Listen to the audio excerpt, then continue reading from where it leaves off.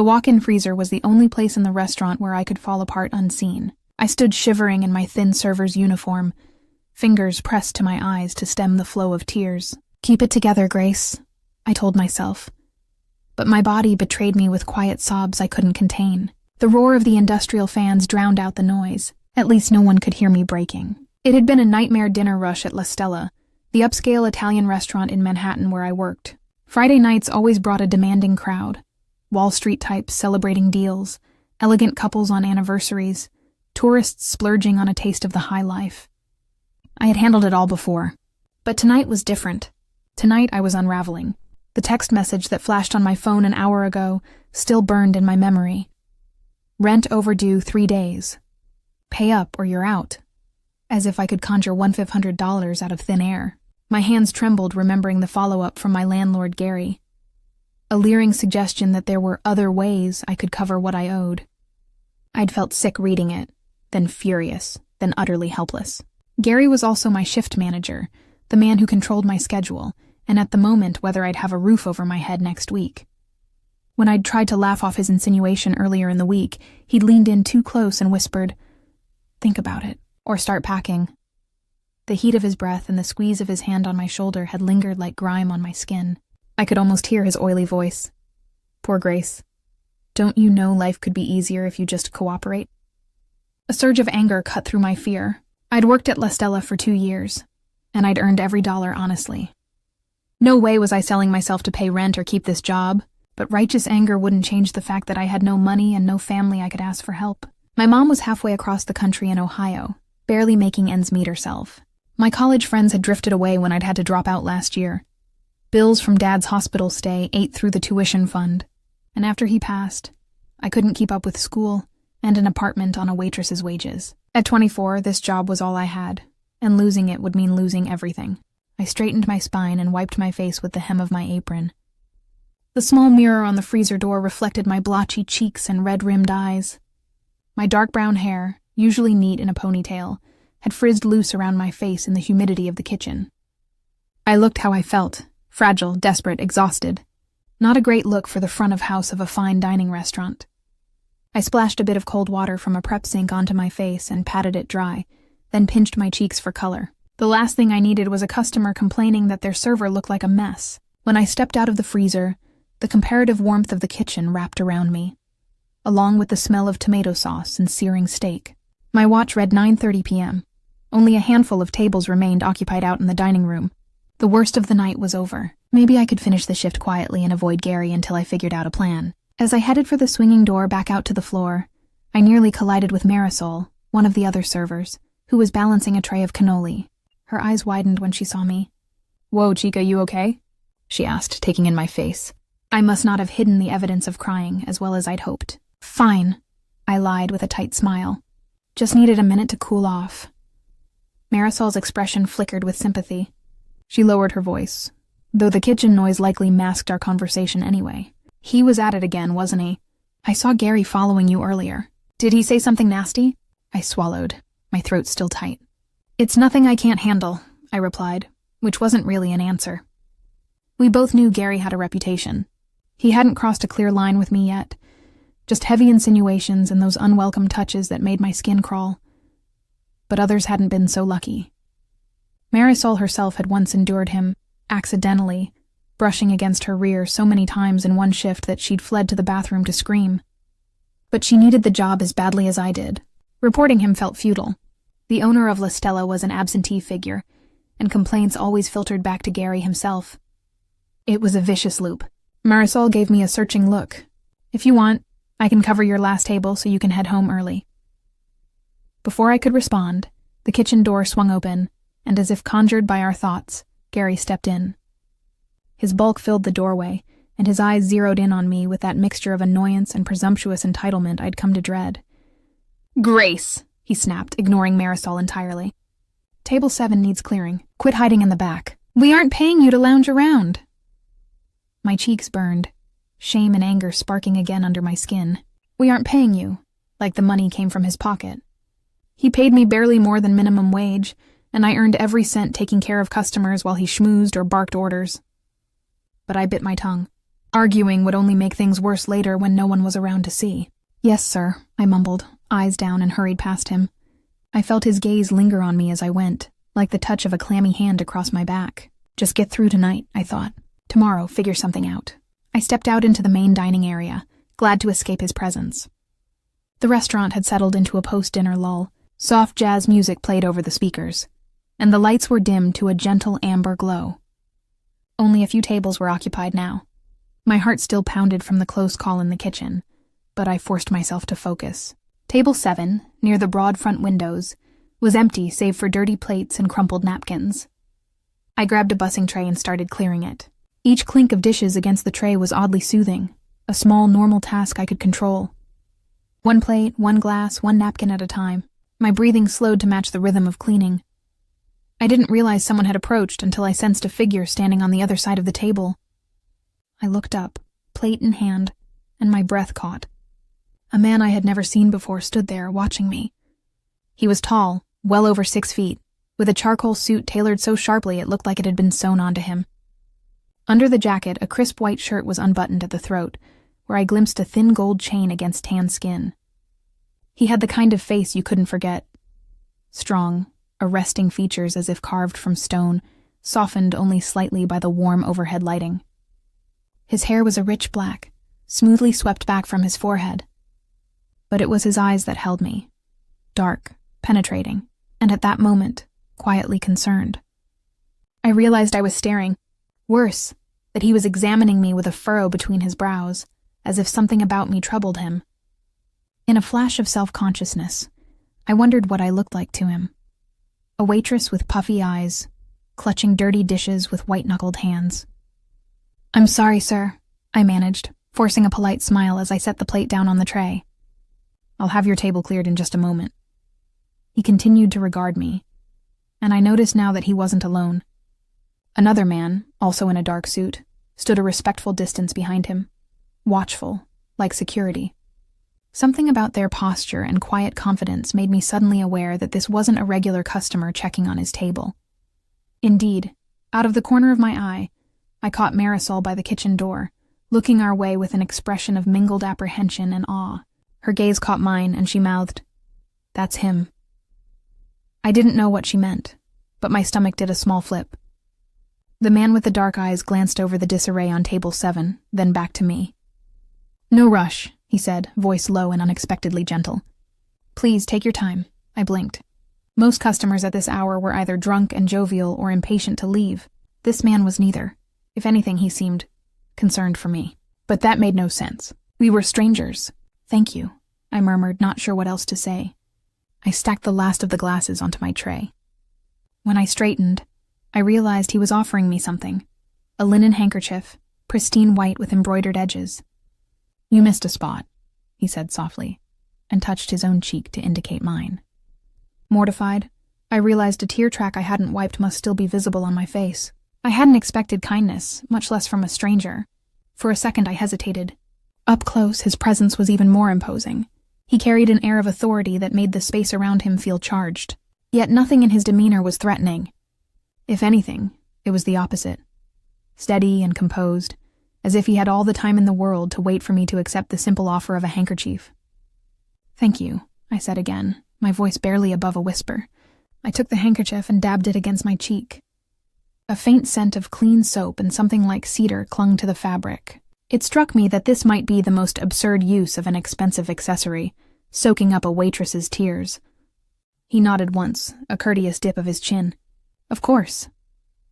For a moment, we just stood there in the soft light, the clinking of silverware and murmur of other diners fading into the background.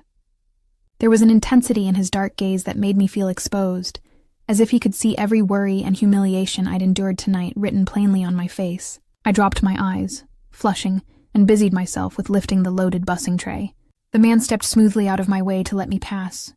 "Have someone help you with that," he said, an observation more than an order, in a tone that suggested he wasn't used to being refused. My knees wobbled slightly under the weight of the tray.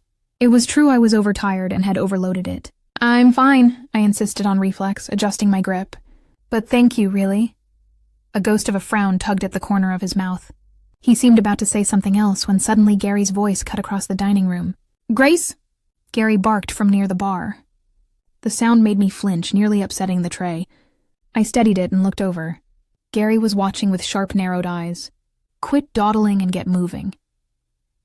His tone was all business in front of guests, but the scowl on his ruddy face promised I'd hear about this later. Heat flooded my cheeks again, a toxic mix of embarrassment and fear. The man beside me turned his head slightly in Gary's direction. His expression didn't change, but I sensed a shift, a quiet, controlled irritation, like a ripple across still water. Gary seemed to notice the tall stranger for the first time, and blanched, his mouth snapping shut. That was puzzling. I'd never seen Gary at a loss for words when scolding an employee, but the manager quickly recovered, smearing on a placating smile as he approached us. "Mr. Lombardi," he said, bobbing his head. "I didn't realize you'd arrived. Welcome." Mr. Lombardi. I realized with a jolt who must be standing next to me. Matteo Lombardi, the restaurant's owner. I'd never seen him before. He rarely visited in person, preferring to let his managers run day-to-day operations. But his name was whispered with a mix of reverence and fear around here, usually when corporate memos came down or when expensive renovations were done overnight without explanation. The stories among staff painted him as some kind of wealthy phantom, who could appear without warning and end careers with a single word. And here I was, standing beside him, using his handkerchief to dry my foolish tears. "My apologies if our service has been less than excellent, sir," Gary went on in an ingratiating tone. He shot me a warning glance, then quickly returned to fawning over the boss. "We didn't expect you tonight. If I'd known, I would have arranged a proper welcome." Matteo Lombardi barely spared Gary a glance. "The service has been fine," he said coolly, "though I am concerned that my staff are apparently not allowed to breathe between tasks." The mild words made Gary flinch as if slapped. I stood, frozen, not sure if I should slip away. Matteo spoke again before I could, his tone icy polite. "I think it would be best if you give Grace and me a moment. We need to discuss—" He paused, and I felt his gaze on me again. Her schedule. My schedule. I looked at him in confusion. Gary looked between us, uncertain, but he knew better than to argue. "Yes, sir," he muttered. His eyes flicked to me with hatred barely concealed behind a thin smile. "I'll just go check on the kitchen." With that, he scurried off, leaving me alone with the owner. I opened my mouth, an apology or maybe a thanks on my tongue, but Matteo spoke first. "Why have I never seen you here before, Grace?" Hearing my name in his mouth startled me. He must have picked it up from Gary's ranting, but the way he said it, soft like it mattered, sent a strange warmth through me. I usually work earlier shifts," I managed, "and I think this is the first time you've been in while I was on." He nodded as if that made sense. His eyes traveled over me assessingly, not in a lewd way, but like he was cataloging details. My still flushed face, the way I was holding the heavy tray. Still in my arms, I realized with a small grimace. "Let's set this down, he said, relieving me of the tray before I could protest. He placed it on a nearby side station with ease. I noticed how gently he took it, careful not to brush against me more than necessary. My shoulders ached with released tension. "Thank you," I said.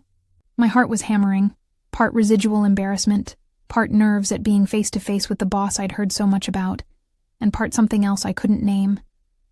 He made me nervous, but not in the way Gary did, more in the way of standing at the edge of a cliff, a sense that one step closer to him could send me plummeting into depths I couldn't predict. He slid his hands into his pockets, regarding me thoughtfully. "How long have you worked for me, Grace?" 2 years, sir."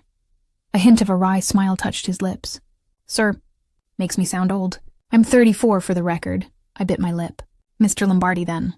I didn't dare use his first name. He might not appreciate that familiarity. He inclined his head, accepting that. 2 years. "And do you enjoy the work?" The question caught me off guard. No owner had ever asked me if I enjoyed scraping plates and fetching drinks. I decided honesty within reason was best. I enjoy parts of it. I like making customers happy, having regulars, the pace of a busy night. It can be satisfying. He noted my careful phrasing. But I hesitated, then figured there was little to lose. After tonight, Gary might well fire me anyway. But it can be a lot. Late hours, difficult customers, juggling classes. I trailed off, realizing I'd mentioned classes. I wasn't even in school now. though I desperately wanted to go back if I could ever save enough. Mateo's brow lifted slightly. Classes? I swallowed. I was taking college courses part-time. Had to pause this semester. His expression didn't show pity exactly. Something more like understanding. I see. He leaned a fraction closer, lowering his voice. Forgive me if I'm overstepping, but I couldn't help noticing you were upset earlier. If there's something wrong in my restaurant, I need to know. My stomach flipped. He must have seen me in the freezer or the aftermath of it. Immediately my defenses went up. If I told him the truth about Gary, it would be my word versus my manager's. Gary, who likely had the owner's ear far more than a lowly waitress did. And if I was wrong about Mateo's intentions, complaining about a manager could backfire terribly. I'd seen it happen to a bartender here once. She raised a stink about how things were run, and suddenly her shifts were cut to nothing. I forced a smile that tasted bitter on my tongue. It's nothing, really. Just a personal matter, Mr. Lombardi. His dark eyes narrowed just a bit, as if he could sense the half-truth. Are you sure? He pressed gently. I don't mean to pry into your life, Grace, but I value my employees. If someone or something is causing a problem here at work... He let the sentence hang. My heart thudded. Did he suspect Gary? Had he overheard more than I realized? Gary did storm in rather loud, but Mateo waited calmly. No impatience. Only that unwavering attention that made me feel like he truly cared about my answer. In that moment, the temptation to unload everything nearly overwhelmed me. To say, yes, your manager is an awful creep who is extorting and harassing me. To let someone stronger and more powerful handle it, just for once. My eyes stung, and I had to look away toward the window, where rain had begun to patter against the glass, tiny drops reflecting the streetlights of Midtown. I began quietly, picking at a loose thread on my apron. But the words died in my throat. Fear reared its head. Fear of not being believed, or worse, being believed, and still facing retaliation. Gary had hinted at consequences if I made noise. And what proof did I have? A few gross texts that he could claim were jokes or misinterpreted. My word against his about his touches and threats. Mateo waited, patient but intent. His presence felt steadying somehow, like a wall I could lean on if I chose. But trust was something I couldn't afford easily. Not after the years of watching my father charm the outside world and break our home in private, leaving me distrustful of men in authority. Not after the landlord before Gary who had upped my rent by 20% overnight, just because he knew I had nowhere else to go. The world had taught me that powerful men looked out for themselves first. I must have taken too long to answer. Mateo's expression gentled. All right, he said softly. I won't push you, Grace, but if you need help. He reached into his inner suit pocket and withdrew a small card. He handed it to me. This is my direct number. You can call, anytime for any reason. Understand? I stared at the card in my hand. It was thick, expensive stock, engraved with his name and a phone number, nothing else. The gesture was generous and surprising. I closed my fingers around it as if it might vanish. Thank you, I murmured, meeting his gaze. I appreciate it. He gave a single nod. For a moment, something unspoken passed between us. In his eyes, I thought I saw a flicker of an emotion I couldn't name. Something protective, perhaps. It made my breath catch. Then he straightened, businesslike. I'm going to have dinner now, and I expect you to take a short break, get a cup of water, and compose yourself, yes? A protest sprang to my lips. Staff weren't supposed to take breaks this late unless absolutely necessary. But the faint hint of a smile on Mateo's lips told me he knew exactly that. This was not a request to be argued with. Yes, Mr. Lombardi, I said, a bit of shock still coloring my tone. His smile reached his eyes now, a subtle warmth. Good. I'm glad we understand each other. And with that, he stepped away, giving me one last lingering look before he returned to the booth at the far corner, where two other men in suits had quietly appeared to join him. I realized I'd been holding my breath and let it out in a shaky exhale. The entire exchange felt oddly unreal, like a dream that had briefly crossed into my otherwise drab reality. I touched the crisp business card in my hand, and then tucked it safely into my apron pocket alongside his handkerchief, which I'd absent-mindedly kept clutched in my fingers. Across the room, I could see Gary hovering near the bar, watching Mateo with a mix of apprehension and rage in his eyes. He hadn't heard our words, but he knew I'd just had the owner's ear and attention in a way he never had. My stomach did a nervous flip. Whatever fragile shelter I'd found in Mateo's kindness, Gary would make sure I paid for it once the boss was gone. Just get through tonight, I reminded myself again. But for the first time in a while, I felt a tiny spark of hope. Maybe I wasn't as alone as I'd thought an hour ago. I poured myself a quick glass of ice water and drank it in the server's nook, feeling Mateo's dark-eyed gaze occasionally flick in my direction from his corner table. True to his word, he didn't ask for anything special, just a simple meal, which Marisol hurried to serve, giving me space. Maybe he sensed I couldn't face waiting on him directly, not with my emotions still raw. I was grateful for that silent understanding. Finally, 10:30 rolled around and the last customers departed. Gary kept his distance, busying himself with paperwork at the host stand, but I felt the tension coiling in the air. I helped Marisol carry the last chairs onto tables and wipe them down. The dishwasher clattered in the kitchen. Chef had long since gone, leaving cleanup to his crew.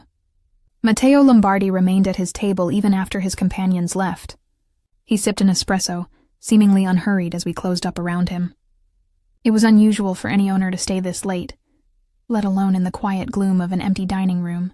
I tried not to notice how he cut a striking figure amid the vacant tables, like the king of an empty castle, surveying his domain in solitude.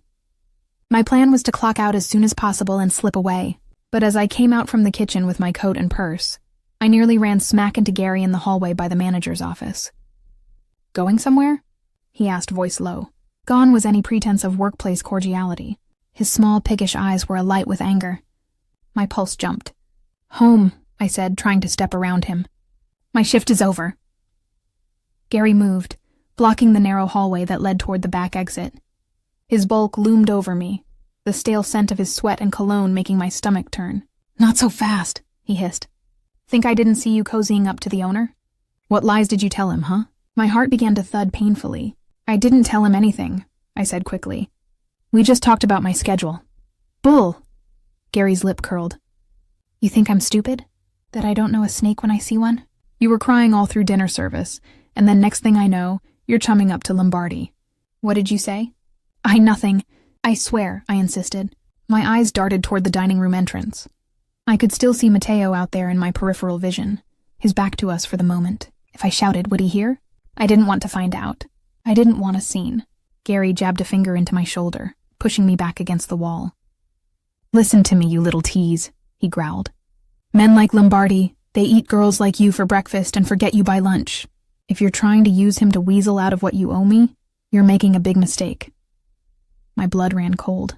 This was a level of menace I'd not heard from him before.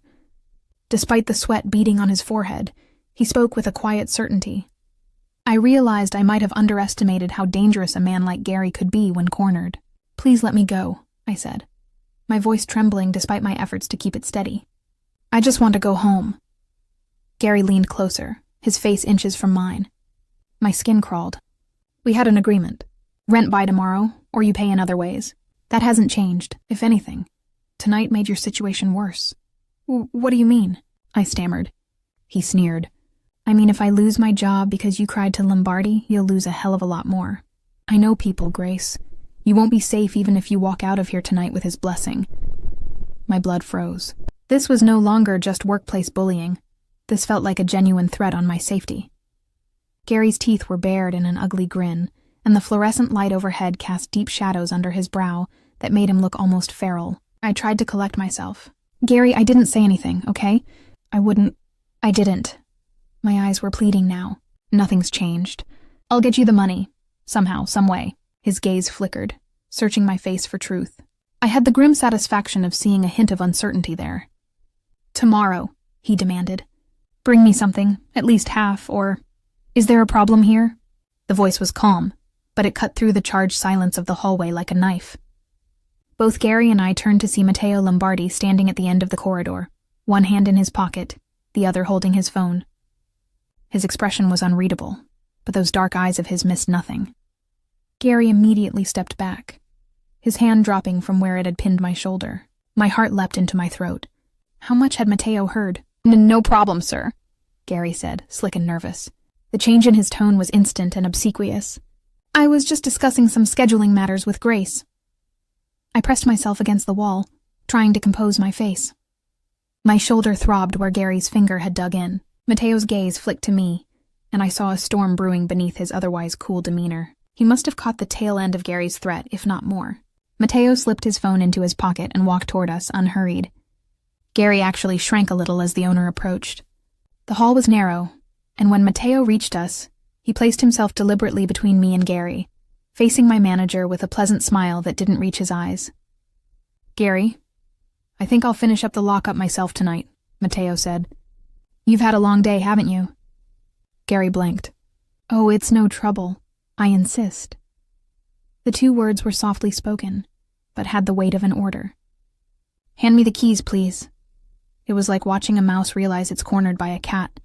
Gary hesitated only a second before fishing the ring of keys from his pocket and handing them over. "Of course, sir," he mumbled. "If you're sure." "I'm very sure," Mateo said. He pocketed the keys. "You're dismissed for the night. We can discuss everything else on Monday." Gary's face reddened. "Yes, sir. Have a good night." He gave me a parting glare full of daggers, then squeezed past us and hurried out toward the main exit. I heard the door whoosh open and shut as he left into the rainy night. Suddenly, all the strength drained from my legs. I hadn't realized how tense every muscle had been until the moment I knew Gary was gone. I sagged back against the wall, closing my eyes, trying to steady my breathing. "Grace." The way Mateo said my name was so gentle, it almost undid me. I felt his hand hover near my arm, not quite touching. "Look at me." I did, and found his face closer than expected. He had bent slightly to be at my eye level, concern evident in the tightness around his eyes. "What did he do?" he asked, voice low and surprisingly tender. It was a tone that implied he already suspected, but needed to hear it from me. I shook my head, tears threatening again, after all that effort to hold them back. "It's nothing." Mateo exhaled slowly, as if reining in some inner turmoil. "Grace, please. I heard him mention you owed him and something about not being safe." His jaw clenched for an instant. "If he hurt you or threatened you, I need to know." His earnestness washed over me like a balm, loosening the vice grip my fear had on my throat. Why was it so easy to believe he actually cared? But I saw no guile in his expression, only steady outrage on my behalf and a patient resolve to get answers. A shaky breath escaped me. "I'm late on rent," I managed, my voice faltering. "Gary is my landlord as well, for the building upstairs. He said if I couldn't pay, that I'd owe him in other ways." I swallowed the bile rising in my throat. He implied if I slept with him, he'd forgive the rent. And if I didn't, I'd be evicted. I broke off, anger and humiliation warring inside me as I confessed. Mateo's hand, which had been hovering, very lightly alighted on my forearm. A comforting touch that sent warmth radiating up from the contact. I didn't flinch. His touch was steady, supportive, utterly different from Gary's grubby pawing. He'd been hinting at it for weeks, I continued, voice hushed. Tonight he basically gave me an ultimatum. I was crying in the freezer earlier because I didn't know what to do. My eyes flickered down, unable to meet his gaze. "When you found me at that table, I was a mess." Mateo's fingers curled slightly around my arm. "You were not a mess," he said, a quiet intensity in each word. "You were in a bad situation not of your making." I let out a breath that was almost a laugh, bitter and sad. "I didn't tell you because I was scared. If you confronted him and didn't believe me or couldn't do anything, he'd retaliate. I guess he did anyway, once he assumed I'd snitched." Something like regret flashed in Mateo's eyes. "I should have known," he murmured. "I saw you coming out of the freezer and your eyes." "Forgive me. I tried to give you the chance to speak, but I should have looked closer sooner." The idea that this powerful man was apologizing to me felt wrong. I shook my head quickly. "You couldn't have known. I barely hinted at anything." His hand on my arm slid down, gently encircling my wrist. He raised it slightly, his thumb grazing the skin as if checking for injury. "Did he grab you? Are you hurt?" My wrist felt fine, but my shoulder... I rolled it gingerly. "My shoulder's a little sore. He jabbed me pretty hard, but I'm okay." Mateo's eyes darkened, anger simmering beneath his controlled exterior. "I heard enough to know he was threatening you." I nodded, voice small. He said even if I left here, I wouldn't be safe. That he knew people who could hurt me if he lost his job because of me." Saying it aloud made me shudder. The threat had sounded so real. And with him as my landlord, it wasn't just work. He knew where I lived. A muscle in Mateo's jaw ticked. For a long moment, he was silent. I could feel under his composed surface something lethal was held tight on a leash. It should have scared me, but I realized with some surprise that I didn't fear him. His anger wasn't directed at me. It was for me on my behalf. The distinction was stark and important. After a tense silence, he spoke in a low rasp. "He won't hurt you. Not on my watch." The conviction in his tone made me release a breath I didn't know I'd been holding. I realized he was still lightly holding my wrist, and I found comfort in that solid, gentle contact. "Thank you," I whispered. Those words felt inadequate for the flood of gratitude and relief coursing through me, but I hoped he understood. Matteo nodded once, then carefully let go of my wrist, as if aware only now that he'd held it. "Do you have somewhere you can go for the weekend?" he asked. "A friend or family member's place?" I hesitated. "No, not really," I admitted. Marisol had a studio with a roommate. My mother was states away, and I wouldn't drag them into this mess anyway. His brow furrowed. "All right, then you'll come with me." I must have looked startled, because he quickly added, "I have a guest suite in one of my buildings. It's secure and comfortable. You can rest there while I sort this out. I promise you'll be safe. Go with him?" My mind raced. It sounded drastic, but then I pictured myself alone tonight in my apartment, jumping at every noise, wondering if Gary would try to get in or send someone. I realized I was truly afraid to go back there, at least until I could change the locks or something, which I couldn't exactly afford to do. But could I trust Matteo, a man I'd met only hours ago? He was essentially my boss, though he felt like much more in these intense moments. Common sense urged caution. Yet, his eyes held a sincerity that eroded my doubts. If he meant me harm, he wouldn't have intervened like this. And there was something else. Beneath the outrage and concern, I saw an understanding in him. As if some part of him had lived a similar moment of fear or helplessness in the past. I found myself nodding slowly. Okay. Some tension left his shoulders, as though he had half expected me to refuse. Good. Let's get out of here. He guided me back into the dining room and over to the main doors. The rain was coming down harder outside, audible against the glass front. I paused. "My umbrella and boots are in my locker." Matteo waved a hand dismissively. "Don't worry about that now. I'll have someone retrieve your things tomorrow." Tomorrow. It hit me that I wouldn't be sleeping in my own bed tonight. A small price for safety, I reminded myself, and hopefully temporary. He opened the door and a gust of cool, wet air blew in. I pulled my light jacket tighter around me instinctively. Before I could protest, Matteo shrugged off his suit jacket and draped it over my shoulders. Warmth enveloped me. His body heat still clung to the fine fabric, along with that subtle cedar scent I noticed earlier. I was immediately cocooned in the smell of him, something that felt far too comforting given our acquaintance of mere hours. "You'll catch a cold," he said simply when I began to murmur that he didn't have to do that.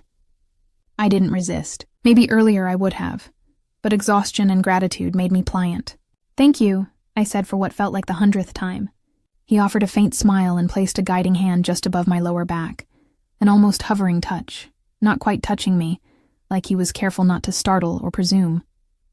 Together we stepped out into the night. A black car idled at the curb, shiny under the rain. A man in a driver's uniform hopped out as we approached and hurried to open the rear door for us. He eyed me curiously for a second. I'm sure I looked a sight, wrapped in an expensive suit jacket 2 sizes too big, but he kept his questions to himself. Matteo helped me into the back seat, then slid in beside me. The door shut, muffling the sound of the rain. In the close quarters of the car, I became hyper-aware of a few things all at once. That I was shaking. Adrenaline crash, and the chill from my damp clothes combining. That my shoulder hurt more than I'd let on. And that Matteo Lombardi was sitting less than a foot away. His presence filling the space with a quiet energy that made it hard to think straight. He must have noticed the trembling, because he immediately instructed the driver, "Carlo, turn up the heat, please." As the car pulled away from the curb, warmth slowly began to seep back into my fingers. I realized I was still clutching my purse in a death grip on my lap. My knuckles were white around the strap. "It's all right," Matteo said softly. "You're safe now." Safe. The word made me sag back against the leather seat. I tilted my head to the side and caught his expression in the passing glow of streetlights. He looked forward, jaw tight, lost in thought, but one of his hands was balled into a fist on his knee. I remembered that fury I'd glimpsed, and it struck me that he was likely still restraining it, for my sake. He noticed me watching and forced his fingers to uncurl. When he spoke again, his tone was calm. "We'll go to one of my properties in Midtown. It has security on site around the clock." "You really think he might try something tonight?" I asked, hating the quaver in my voice. "Gary, I mean." "Let's just say I don't take chances," Matteo replied. If he's desperate and angry, who knows what stupidity he might indulge in. By morning, I'll have more permanent measures in place. I wondered what permanent measures meant in Mateo's world. Something about how he said it made a shiver run along my spine. Not fear of him, but a dark curiosity. We fell silent for a few minutes. The car's interior was dim, lit only by the city lights streaking past outside. As my heart rate finally slowed, a wave of fatigue crashed over me. So much had happened in such a short span. I felt wrung out. "Mateo?" I ventured quietly, trying his first name on my tongue. He turned his head toward me. "Yes?" my words caught. I wanted to ask him why he was doing all this, why he cared. But that sounded ungrateful or suspicious. So instead, I settled on something more practical. What will happen to the restaurant now? And my job?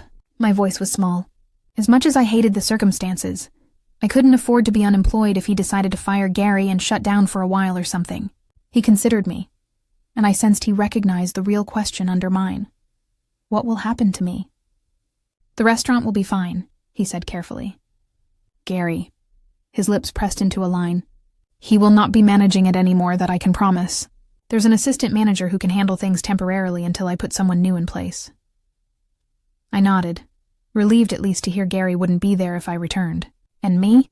His eyes softened. "You still work for me if you want to, Grace. Though after what you've been through, I'd understand if you don't want to step foot back there for a while. We can arrange a leave with pay, whatever you need."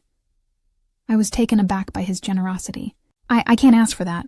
You're not asking. I'm offering." I swallowed the lump in my throat. "Thank you," I said once more. It seemed all I could say. He gave a slight shake of his head, almost frustrated, but not at me. "You don't have to keep thanking me. What happened to you should never have been allowed. I'm only making it right." His sense of responsibility was astounding. There was a firmness to his words, like he truly believed it was his duty to fix this. A thought occurred to me. Has something like this happened before, with other employees? I hope not. But if Gary had a pattern, it couldn't have been entirely invisible. Mateo sighed, looking out the window for a moment. "Not to my knowledge, and I make it my business to know. I have zero tolerance for harassment in my establishments. If I'd gotten even a hint, I would have handled it." His fingers drummed lightly on his thigh. "I suspect Gary was clever in his cruelty, picking targets too afraid to speak. Until you." I shivered, thinking of Marisol's knowing looks. Maybe she suspected, but she needed the job too much to risk it. The guilt of that gnawed at me. "There might have been others before me," I admitted. I wasn't the first to get those vibes from him, but none of us dared say anything. Mateo's expression hardened briefly. Then he placed a hand over his heart, in a gesture almost like a pledge. "Then I owe you an even greater apology, Grace. You should have been safe at work. I failed to ensure that." I was stunned. "You can't watch everyone all the time, and Gary was good at hiding it." He looked like he wanted to argue but let it drop, instead asking, "How old are you?" The abrupt personal question made me blink. 24, why? He shook his head slightly. "Just thinking out loud. You're 24, trying to pay rent and go to school, dealing with all that. You remind me of someone I knew." Before I could ask who, the car slowed. "We're here, sir," the driver announced. I peered out and saw we had pulled into the private underground garage of a tall building. The area looked upscale, a doorman building near Central Park, if I had to guess from the glimpse of trees as we turned in. The driver parked and opened our doors. Mateo exited first and held out a hand to help me step out. My legs were stiff and a bit wobbly, but I managed. He led me to a private elevator. I expected him to punch in a code or a key, but it opened at his touch, biometric maybe, and we stepped inside. With a soft whir, it ascended swiftly. A few seconds later, the doors slid open directly into a spacious apartment. I hesitated on the threshold until Mateo gently urged me forward. "This is my home," he explained. "But you can have the guest room, and there's a lock on the door if that makes you more comfortable." I took a few tentative steps in. The place was gorgeous and surprisingly warm in decor for a wealthy bachelor. The floors were polished wood covered by thick Turkish rugs. Soft lighting illuminated a living room with leather sofas and a wall of windows showcasing a glittering view of the city skyline. It was both luxurious and welcoming. "You live here alone?" I asked, hearing my voice echo slightly in the lofty space. "Yes," he answered, taking the suit jacket from my shoulders and draping it over an armchair. My eyes followed the movement. The shirt beneath clung to his broad shoulders, reminding me that this man had thrown himself between me and danger earlier without hesitation. The memory stirred something in my chest, a mix of gratitude and an uncomfortable flutter of attraction. I shoved the latter aside. It must be the adrenaline and relief making me feel attached to my rescuer. "Please make yourself at home," Matteo said. "You look like you could use a warm shower and rest. I'll see if I can find you something clean to wear. Your uniform—" He glanced at the slight smears of food and sweat on my work shirt, and I flushed, realizing I wasn't exactly fresh. "Sorry," I murmured, self-conscious again. "Don't be. Wait here." He disappeared down a hallway for a minute. I heard a door open and close. Meanwhile, I wandered to the windows. Even in the darkness and rain, New York was alive below. Headlights snaking through avenues, the glow of Times Square reflected off low clouds. It felt surreal to be looking at it from so high, removed from the chaos and struggle down at street level. Matteo returned with a folded black t-shirt and what looked like a pair of drawstring pajama pants. "These might be a bit big on you, but they're clean." I accepted them. "Thank you." The shirt smelled like laundry detergent and a hint of him. Everything here seemed to— He pointed me to the bathroom adjoining the guest bedroom. "There's towels and toiletries. Take your time. If you need anything, I'll be out here." Our eyes met for a brief moment. I wanted to say something more, maybe to try to express what his kindness meant to me, but the words tangled up. In the end, I just gave a small nod and slipped into the guest room, shutting the bathroom door behind me. Alone in the quiet, I finally allowed myself to fully exhale. My reflection in the mirror looked pale, tired, with mascara smudged under hazel eyes that had seen too much stress tonight. But I also saw someone still standing. I saw a spark in my expression that hadn't been there this morning. The knowledge that I wasn't facing all this by myself anymore. It felt like waking from a nightmare into a safe, soft morning light. Under the steaming shower, I let the hot water cascade over my sore shoulder and down my back, washing away the grime and tension of the night. Bruises were forming where Gary had shoved me. I touched the tender spot gingerly, anger flaring again at the audacity of that man. But every time I started to relive that confrontation, I'd think of Matteo stepping in, placing himself calmly in harm's way for me, and the anger gave way to an emotion far more complex and overwhelming. I finished and towel dried, then changed into the clothes he'd given me. As predicted, they were huge. His t-shirt hung past my hips, and I had to roll the waistband of the pajama pants multiple times to keep them up. I looked like a kid in her dad's clothes, but I was warm and clean. Emerging from the bedroom, I found him in the kitchen area, heating milk on the stove. He'd shed his tie and rolled up his shirt sleeves, revealing strong forearms. On the counter sat a mug and a tin of cocoa. He glanced up and gave a faint smile. "Good timing. I thought you might like something warm to drink." It was such a thoughtful domestic scene that I had to pause. "You're making me hot chocolate." He chuckled softly. "Well, I thought about offering you something stronger, but this seemed a safer bet after everything." I couldn't help it. I smiled, a real one that made my cheeks hurt a little because it had been so long. "Hot chocolate is perfect." A minute later, we were seated in the living room. I tucked my legs under me on the couch, holding the warm mug between my hands like a lifeline. He sat a respectful distance away, one arm draped along the back of the sofa, angled slightly toward me in a relaxed pose that nevertheless radiated attentiveness. We sipped in a comfortable quiet for a few moments. The rich chocolate and warmth soothed me from the inside. Finally, curiosity got the better of me. "Matteo, earlier in the car you said I reminded you of someone. Who?" His gaze had been on the twinkling city lights beyond the window. At my question, he focused on me. His lips tightened a fraction. I worried I'd pried too far. But then he answered, voice thoughtful. "My younger sister, Angela," he said. "She was around your age when she went through some hard times. Money troubles, an abusive boyfriend. She always thought she could handle everything alone, too." His eyes grew distant with memory. I was away on business a lot back then. I didn't see the signs until it was almost too late. I felt a pang of empathy. "What happened?" He exhaled and looked down at his hands. "One night I got a call from the hospital. She'd been beaten pretty badly. Broken ribs, concussion. The guy his jaw worked. I took care of him." The way he said it, flat and cold, left little doubt of what took care might mean. A chill rippled over my skin. But I also understood that protective fury. It was the same energy I'd felt in him tonight. After that, I swore I'd never be blind to those around me again. Matteo continued quietly. "Especially not to someone under my own roof or my employ. Seeing you tonight, how you tried to hide your tears, it brought me right back to that feeling of failure that I should have noticed sooner. His candor disarmed me. Without thinking, I reached out and rested my hand on his where it lay on the couch back. You didn't fail, I said softly. You saved me. Tonight could have been so much worse if you hadn't been there. He turned his palm upward under mine, gently clasping my hand. His skin was warm, his grip careful. The gesture was intimate enough that I felt a blush rise, but I didn't pull away. It felt good having his hand holding mine. I'm glad I arrived when I did, he said, a dangerous edge entering his voice. If he had hurt you? His fingers tightened almost imperceptibly. I don't want to think about it. I swallowed. Me neither. The silence that settled then was charged with something new.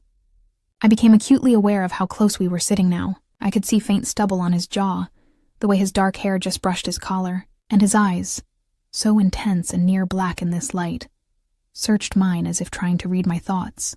I suddenly realized I was still lightly holding his hand. Embarrassed, I withdrew mine, sliding it back around my mug which I'd set on the coffee table. His hand stayed where it was for a second, as if feeling the loss of my touch, then lowered to his lap. I cleared my throat, needing to break the tension. What will you do about Gary? Mateo's expression cooled, not at me, but at the thought of Gary. Do you really want to know? I thought about it. A part of me craved justice. Gary deserved to be in jail at the very least.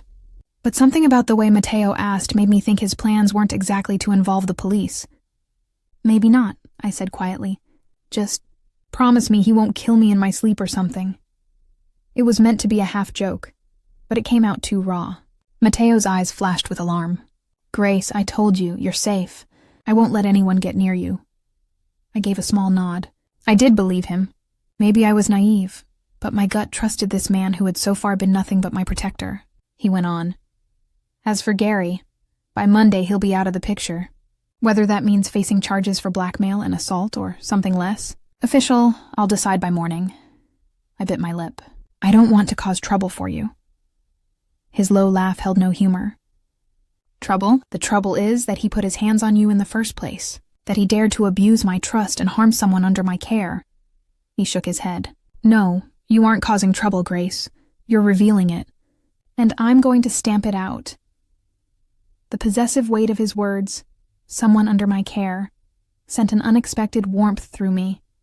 It should have sounded condescending, but coming from him, it felt like a promise. I realized something then that perhaps I should have earlier. Mateo, that card you gave me, and all of this, you're not just doing this because I'm your employee, are you?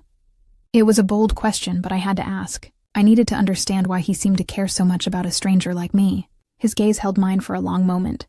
I saw conflict in his eyes, as if measuring how honest to be. Finally, he leaned forward, resting his elbows on his knees, hands clasped. When I walked into that restaurant tonight, I was in a foul mood, he said slowly. Business issues, people problems. Frankly, I was just there to ensure my investment was running smoothly and have a meal. I nodded, listening intently. Then I saw you. His voice softened. A young woman trying so damn hard to smile, even with tears barely dried on her cheeks. You looked like you had the weight of the world on you, yet you were still doing your job, still being polite to me. Most people in my life put on an act around me, fear or respect or flattery. But you were genuine. Even hurting, you tried to stand strong. And when I handed you that handkerchief... He broke off, a hint of a smile touching his lips at the memory. I felt my face heat up. I probably looked ridiculous. No, he said, and his tone brooked no argument. You looked brave and honest. He paused, sitting back slightly. At first I told myself it was just basic decency to check if you were all right. But the more I talked to you, the more I realized it wasn't just that. I found that I cared. On a personal level. Something about you... His words faltered as if he felt he was saying too much. An uncertain expression crossed his face. A flicker of vulnerability that made my heart squeeze. I had to respond, to let him know the feeling wasn't one-sided. I've never had anyone stand up for me like you did, I confessed, my fingers tracing the rim of my mug. I mean, friends, yes, but a man, especially not someone in power, it meant a lot more than I can say. And not just because you have resources or strength to help, but because you noticed me, you listened. I offered a shaky smile. Even before you knew the details, you cared enough to give me your number, to insist I take a break. That That doesn't happen to people like me. People like you? He echoed, frowning. I shrugged self-consciously. Ordinary people. Girls working as waitresses, struggling with bills. We usually go unseen by guys in corner offices and penthouses. He was quiet for a moment, then. I see you, Grace. I see how hard you work, how you've been dealt a rough hand and keep playing anyway. There's nothing ordinary about that. The earnest conviction in his voice stole any reply I could have made. My throat tightened. When had I last felt truly seen? Possibly never by a man like this. I ducked my head to hide the tears that threatened. I'd cried enough for a lifetime today. Instead, I settled for another sip of chocolate and a deep breath. By the time I looked up, I'd reined in the emotions. It's been a long night, I said softly. I should probably try to sleep. Of course, Mateo agreed, standing and taking my empty mug along with his to the kitchen. Ever the gentleman, he didn't stare or ask if I'd been tearing up again. I'll be up for a while making a few calls. But you have nothing to worry about, and if you need anything at all, just call out. I believed he meant it. As I walked to the guest room, I felt a tug of reluctance. Part of me didn't want to be alone. The adrenaline had faded, and I worried the nightmares would come now, dredging up Gary's threats in the dark. But I couldn't very well ask him to, hold my hand until I fell asleep like a child. He'd already done more than enough. Yet at the doorway I lingered, turning back. Mateo was at the kitchen island, phone to his ear, speaking in a low voice I couldn't quite catch. Conducting business at near midnight, probably about Gary or other pressing issues. He caught my movement and promptly ended the call, striding over. Everything okay? I bit my lip. Would it be all right if I left the door? Just a bit open? Understanding dawned on his face. Whatever makes you comfortable. Then he surprised me. If you'd prefer, I could have someone stand guard at the front door as well. I quickly shook my head. The last thing I needed was some bodyguard hovering, making me even more anxious. No, that's okay. I trust that it's secure. It felt strange, but good to say I trusted him. The slight easing of his shoulders told me he appreciated it. Good night, Grace, he said, his voice gentle. Good night, Mateo. I left the door cracked a foot, a compromise between feeling too isolated and maintaining privacy. The bed was decadently soft, and I sank into it, physically spent. Despite exhaustion, sleep didn't come immediately. My mind replayed the night in disjointed fragments. Gary's snarling face, Mateo's hand outstretched with a handkerchief, the interior of the car, the warmth of his hand holding mine. Eventually I drifted off. The next morning, I woke to the smell of coffee and something deliciously warm and sugary. For a second I thought I was dreaming. But then my eyes opened to golden light pouring through the windows. It took a heartbeat to place myself. The guest room, Mateo's home, safety. I found a new toothbrush by the sink and brushed my teeth, washed my face, then finger-combed my hair. The borrowed clothes from last night would have to do. I certainly wasn't about to put on my stained work uniform again. I folded the sleeves of the t-shirt and rolled the pant legs so I didn't look like a child playing dress-up. In the living area, Mateo stood by the kitchen counter plating what looked like fresh pastries. 2 white paper bags with a bakery logo sat open. He must have had breakfast brought in. He looked up at my approach and gave me that gentle half-smile that did unaccountable things to my stomach. Good morning. Hope you slept all right? I nodded, drawn by the aroma of coffee. Better than I expected, actually. Glad to hear it. He gestured to the cups. I have espresso, black coffee, and some croissants. Wasn't sure what you prefer? Croissants smell amazing. And maybe just coffee with a little milk if you have. He swiftly poured a cup from a French press and added a dash of cream from a little pitcher. I thanked him and took a sip, sighing as the rich, smooth coffee worked its way into my system. We sat at the small dining table by the window to eat. I hadn't realized how hungry I was. I devoured a flaky almond croissant in record time. For a few minutes, we just enjoyed breakfast quietly. The light of morning made everything feel more real, yet I still felt strangely at ease with him. As I finished the last bite, reality pressed at the edges of my contentment. I should probably check my phone, I said reluctantly. I had it off last night and my mom usually texts on Saturday mornings. Mateo nodded. Of course. Your phone is over there with your purse. I retrieved it and winced. Several missed calls from an unknown number, likely my landlord, i.e. Gary, before last night's confrontation, and one from the restaurant's number probably around when I left, plus a flurry of texts from Marisol. Are you okay? 11:45 p.m. Heard Gary left early and you did too? What's going on? 12:10 a.m. Call me, I'm worried. 1:05 a.m. I felt a pang of guilt. I should have told her I was safe. I quickly tapped out a response assuring her I was fine, that something happened but I'd explain later, and that she shouldn't worry. There was also a single text from a number I recognized as belonging to Chef Rossi, the head chef. Heard about Gary. Call if you need anything. That was surprising. Chef was not known for warm fuzzies, so news must have traveled among some staff. No word from Gary himself, but I doubted I'd ever get one now. I looked up to find Matteo observing me carefully. Everything all right? I nodded, just catching up. People noticed our departures. He leaned back, studying me as if deciding how much to say. They'll notice more soon. I intend to inform the staff today that Gary has been terminated for misconduct. My heart did a little leap of vindication. Terminated, that was one way to put it. Will they ask for details? Likely not in any formal sense for confidentiality. But rumors will spread. He searched my face. What would you like them to know? It's your call how much becomes gossip. I appreciated him asking. I don't really want everyone knowing specifics. Maybe just that he was harassing staff. People will fill in blanks enough. He inclined his head. Consider it done. I fiddled with my phone, then asked the question that had been nagging at me since waking. And Gary, is he... will I ever have to worry about him again? Matteo's expression cooled, not at me, but at the thought of Gary. No, you will not. I made sure of that last night. I tried to read him. So he's alive? A trace of a smirk. Yes, in a manner of speaking. Let's just say he had an abrupt change of heart about his career and has left town permanently. I wondered if left town was a euphemism, but I decided not to dig further. I trusted that Matteo meant it when he said I'd never have to worry. That was enough for me. I let out a breath I felt I'd been holding for months. The relief was immense. I don't know how to thank you, I said softly. Matteo reached across the table, covering my hand with his. You don't owe me thanks. I'm only sorry you had to endure any of it in the first place. His hand was warm and strong over mine. Our eyes met, and in the morning light, I saw faint golden flecks in his irises that I hadn't noticed before. They were beautiful, and the concern and kindness shining in them even more so.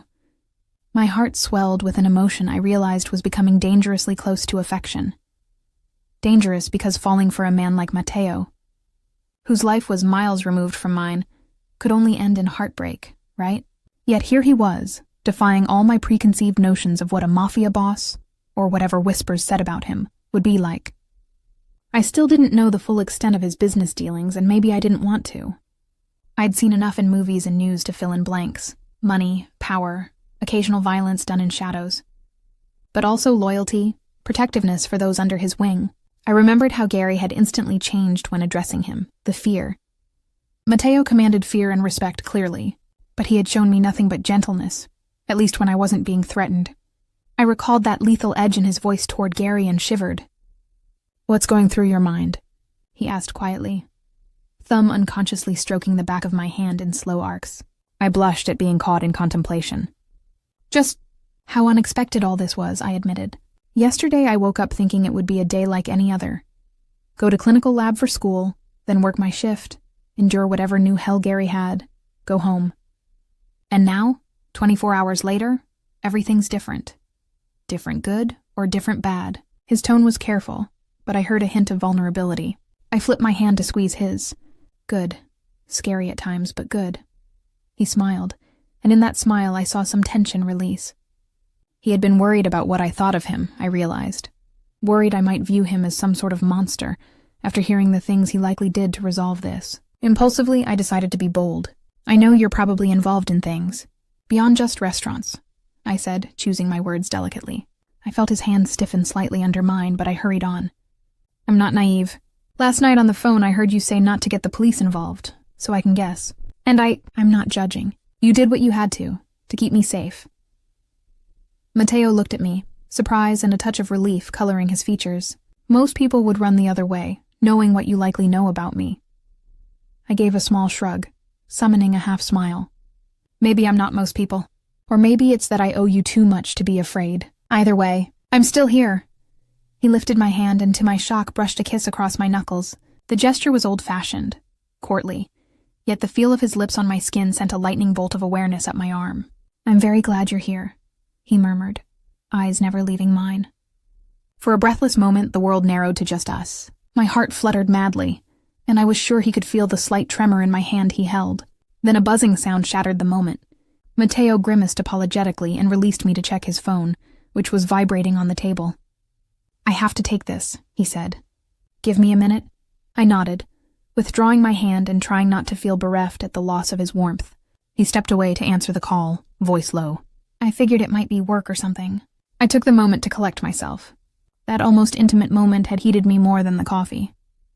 I pressed my hands to my cheeks. "Calm down, Grace.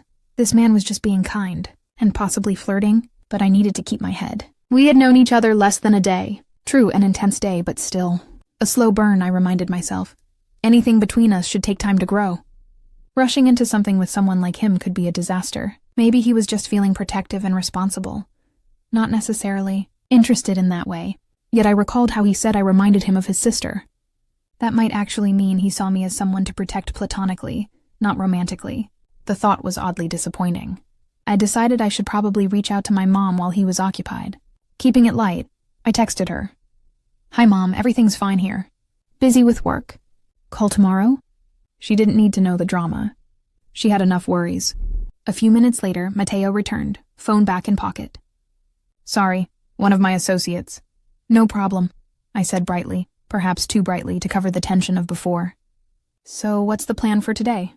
He leaned against the table, arms crossing in a casual stance. "That depends largely on you. You can take the day however you want. Rest here, go out, whatever you need. If you feel up to it, I would like you to come by the restaurant later when I talk to the staff, just so they see you're all right, and to show you have my full support. But it's not required." My stomach fluttered at the idea of facing everyone so soon. "Will they know it was me I asked. "No, I won't name anyone. But a few might guess or know pieces. It's your choice if you want to address anything or just let me do the talking." I thought about Marisol and Chef, who clearly knew something, maybe not details. They deserved to know the truth, but I didn't want a pity party either. "I'll think about it. Of course." He then added gently, "Also, I took the liberty of having someone pick up some of your things from your apartment early this morning. Just essentials, clothes, personal items. I didn't want you to have to go back there until you were ready." My eyes widened. "You did?" I wasn't sure whether to be grateful or embarrassed that someone had gone through my place. Thank you, who?" "A very trusted employee of mine. And Marisol assisted to ensure the right items were taken," he explained. "I believe they're in the foyer closet." The thought of Marisol being involved made me both relieved and slightly abashed. But at least it was someone I knew, and it warmed me to think she cared enough to come help gather my things. "So everyone knows I was with you?" I deduced. He gave a little tilt of his head. "Marisol knew you left with me and didn't seem surprised when my guy approached her. I think she put two and two together when you left abruptly after what happened." I flushed, remembering the scene in the hall. Yes, she had definitely heard something. I'd have to have a heart-to-heart with her later. "One more thing," Matteo said, almost hesitantly. "The apartment where you lived. It's technically mine as well, part of the restaurant building. If you don't want to go back, I can have the lease voided and items moved wherever you want." I opened my mouth, then closed it. Moving out? I'd dreamed of escaping that overpriced, tiny apartment for months, but I had nowhere else lined up, and New York rents were beyond my reach without a roommate or two, and I had none in the wings. I don't know," I said honestly. "I hated that place, but I can't afford anything else right now. My plan was to tough it out until I finished school and got a better job." Matteo nodded as if expecting that answer. "No rush to decide. For now, consider yourself free of that lease. You can stay here or I can arrange somewhere else for you short term." "Stay here? With him?" My heart hopped. "I can't impose." "Stop," he said, raising a hand. "It's not an imposition. I have more than enough room, and frankly, I'd feel better knowing you're safe under my roof while things settle."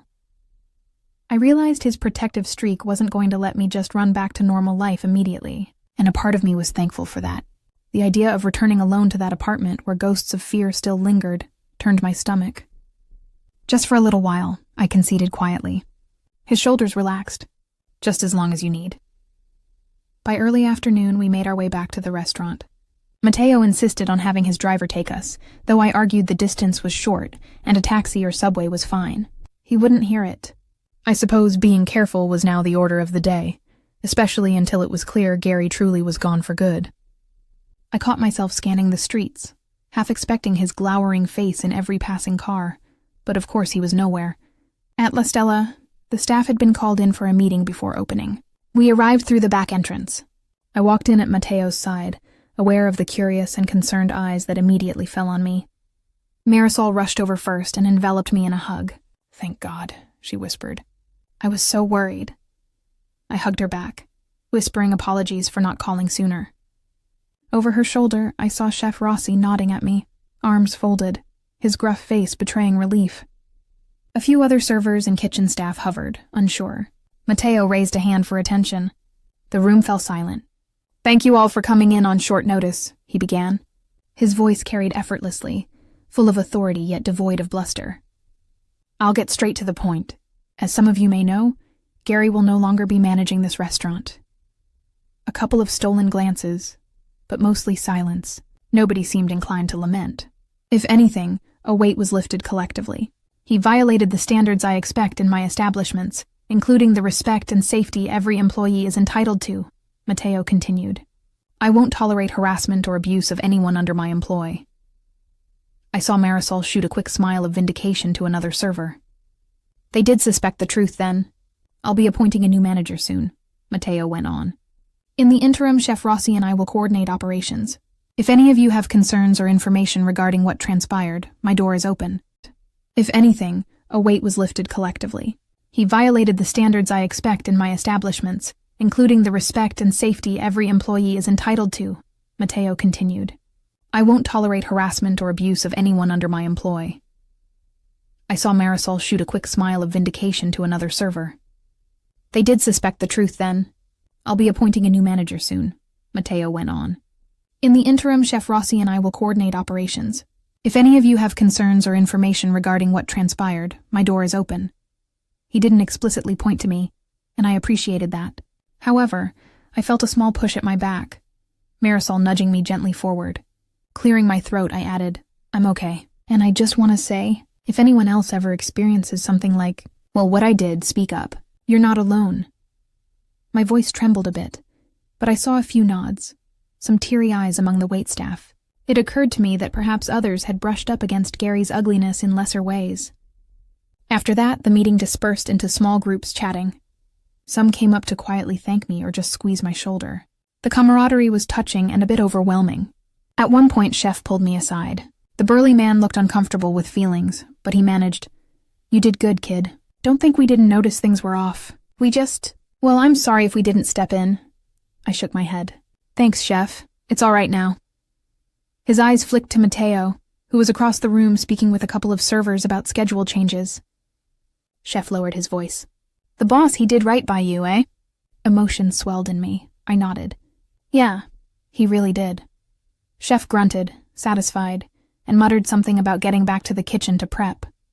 When nearly everyone had filtered out to begin setting up for dinner service, or head back home if they weren't working, it was just me and Mateo left in the main dining room. The lights were still down from closed hours. The afternoon sun slanting in through front windows provided a calm glow. "How do you feel?" he asked, coming to stand beside me near table 7, the one where all this truly started. I searched myself. "Lighter," I said. "Relieved and a bit amazed." He tilted his head. "Amazed?" I managed a small laugh. That life can turn on a dime. Yesterday I was so scared and hopeless. Today, I'm free. It's just a lot to take in. He nodded slowly, then reached out to gently brush a strand of hair behind my ear. The gesture froze me in place, pulse skittering. "You are free," he said, almost in a whisper, "and you have a whole life ahead of you to make exactly what you want of it." I looked up at him, at this man who had become my guardian angel in a way, albeit a dark angel perhaps. There was some invisible line between us I felt we were both carefully towing. I realized I didn't want careful distance anymore. "Mateo," I said, summoning courage from that newfound lightness in me. "What do you want?" "You helped me make a choice about my life. But what about yours?" He seemed taken aback. "What I want?" I stepped a fraction closer, heart pounding. "Yes, is this I gestured vaguely between us. Something you want? Or was I just a responsibility to you? His eyes flashed with something like pain at the suggestion. Grace, you were never just a responsibility. He took my hand then, clasping it between both of his. We stood so close I felt the warmth radiating from his body.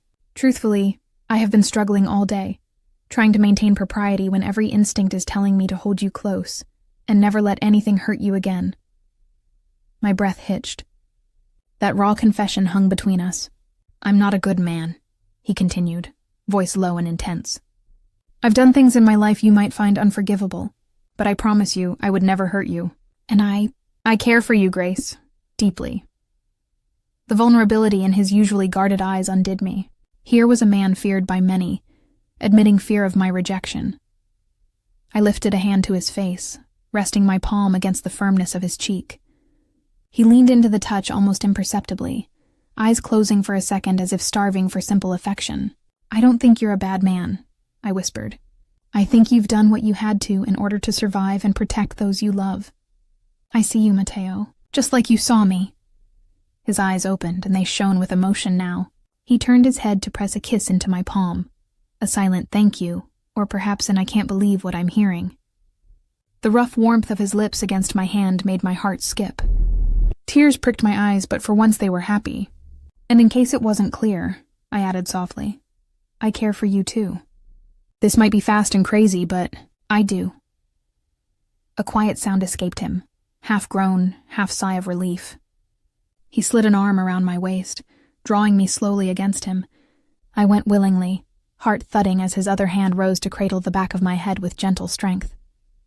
Is this okay? He murmured, searching my gaze one more time for doubt. In reply, I rose on my toes and closed the remaining inches between us, pressing my lips to his. The kiss was tentative for barely a heartbeat, both of us unsure, trembling with anticipation. Then he responded, kissing me back with a tenderness that nearly brought tears to my eyes. He tasted of coffee and something sweet, and he kissed like a man unhurried, savoring the softness, the connection. His arm tightened around me, anchoring me to him, while his fingers wove into my damp hair. I looped my arms around his neck to steady myself as the world seemed to tilt pleasantly. I felt an overwhelming sense of safety and longing all at once. When we finally drew apart, we were both breathing a little harder, foreheads resting together. I realized I was quietly crying. A few tears had slipped free.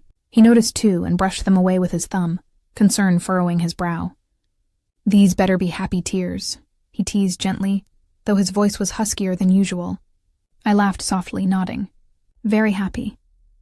The smile that spread across his face was radiant, transforming his usual serious expression into something almost boyish. It struck me then how rarely he probably allowed himself moments of simple joy. You have no idea how happy that makes me, he said. Maybe I did, because it mirrored my own feelings. We lingered there in each other's arms, in the quiet afternoon hush of La Stella, where just last night, my life hung in a balance of fear. Now, that very place had become the backdrop to an entirely different scene, a beginning rather than an end. After a while, we knew we had to part, at least physically, to get on with the day. Dinner service would happen, life would move on, but everything had subtly changed. Mateo kept hold of my hand or waist whenever he was near enough, small touches that reassured us both this was real. I helped Marisol for an hour to ease the transition, though Mateo insisted I was on leave. It felt good to engage in normal activity, like clearing some shelves, but my body still thrummed with excitement and some leftover adrenaline. Eventually, he managed to pry me away, playfully ordering me with mock sternness to rest. Doctor's orders? I joked as he guided me to the car waiting out front. I can have a doctor prescribe bed rest if needed, he threatened, eyes dancing.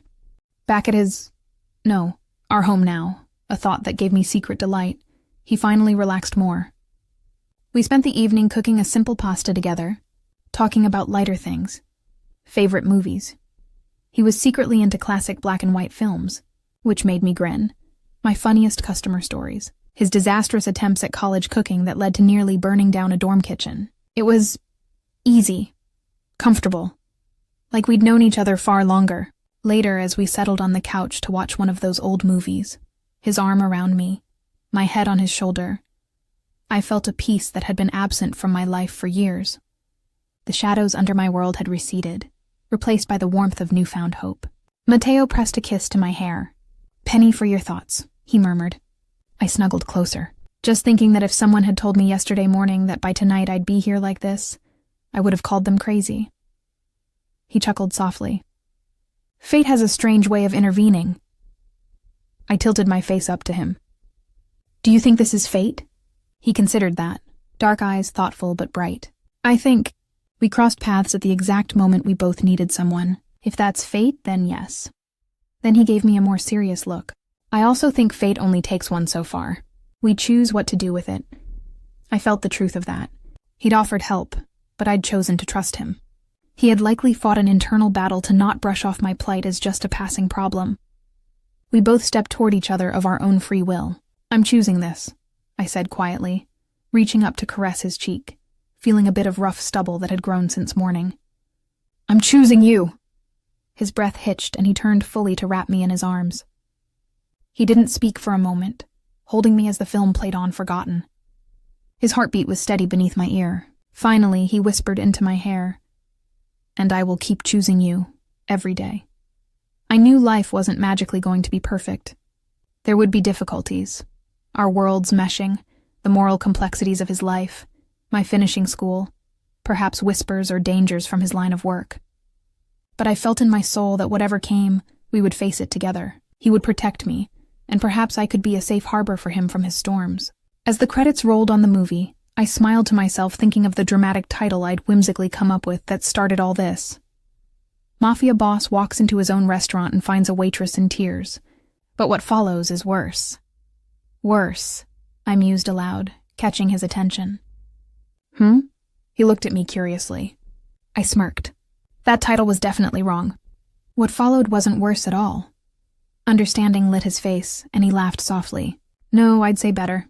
Much better," I agreed. He brushed a kiss on my lips, softly, tenderly. "I promise, from here on out, I'll do everything in my power to make sure what follows is better, for both of us." I believed him with every fiber of my being. Closing my eyes, I let myself melt into the sweetness of that kiss and the strength of his arms around me, knowing that whatever tomorrow brought, I wouldn't face it alone. Together, we had found something unexpected and beautiful amid the darkness, something real and worth holding on to, and that, more than anything, felt like the hopeful beginning of a new chapter neither of us had seen coming.